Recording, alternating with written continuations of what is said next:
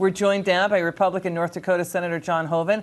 It's great to see you, Senator. Thanks for coming in. You attended the funeral today. Can you tell us what you remember most about today's service? Liz, you know, it was remarkable, and the music was incredible. The military, not only the Marine Corps symphony, but also the chorus, military chorus, the singers, but the presenters were outstanding. But clearly, Bush 43's presentation, I think, incredibly powerful, particularly when he said about his father, he was the finest father a son could have. And he choked up a little bit. There wasn't a dry eye in the cathedral. There wasn't dry anywhere. It was really powerful. Yeah, we were covering it on set of the Stuart Varney show, and we had tears in our eyes seeing President George W. Bush break down like that and cry. You could see that he was trying to keep it in, right, Senator? That he was trying to hold back. But when he got to the point, the last words that his father said, in this world where I love you, to his son, that's when the tears started flowing, right, sir?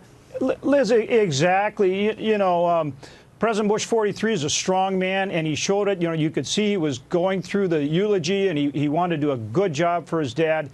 And, you know, at that final moment, and he was so strong all the way through it, in that final moment where he said, you know, he was the finest father a son could have. And, you know, he choked up at that point. It just, that resonated with people. It captured his father. It captured their love. It was really a beautiful moment. And dignitaries from around the world were there. We were talking just earlier about Prince Charles representing Her Majesty the Queen. Also Angela Merkel, King Hussein of Jordan, and former British Prime Minister John Major. I mean, he was respected around the world, right, sir? Well, that was one of his strengths, right? I mean, his relationships with leaders around the world. And of course, look at his resume before he was president. I mean, he was at the UN, he was CIA director, he was envoy to China. But that personal touch, I mean, even I have a letter from him, you know, which I treasure. And I mean, he reached out to everybody, and it was genuine and it was real. And he certainly did that on the world stage. And I think there are leaders across the globe, you know, that still really admire and appreciate George Herbert Walker Bush. Senator Hoeven, thank you so much for coming in, sir. We really appreciate it. Come in on this. You were seeing now the Bush family leaving the plane. Can you react to what Steve Forbes and Judge Napolitano was just saying, Senator Hoeven, about the impact on the Supreme Court? Absolutely. I totally agree with them.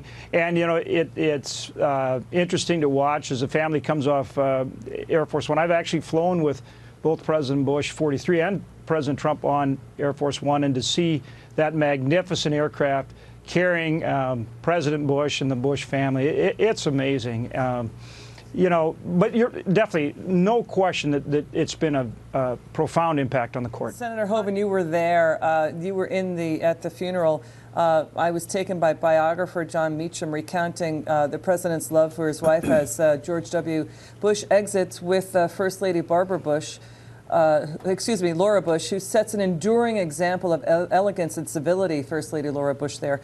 He called, you know, George H.W. called Barbara the silver fox. And when the situation warranted, the enforcer. So they're pretty honest about their roles in the family, right, Senator Hoeven? No question about it. You know, I run into quite a few couples that are maybe married 50 years, some that are married 60 years, very few over 70 years, and in their case, 73 years. He called her Bar, the silver fox, or the enforcer. And it's humorous to hear him talk about her in that enforcer role, but listen to Bush 43 talk about her in that same capacity, or Jeb, and they'll tell you the same thing. Final word, Senator Hoeven? Well, that's it. I mean, he epitomized love of country, service, loyalty, family, things that we all respect and honor and appreciate. The nation says goodbye to George H.W. Bush. Thank you so much, Senator Hoeven and Steve Forbes. Really appreciate your insights tonight. Thank you. Thanks for joining us.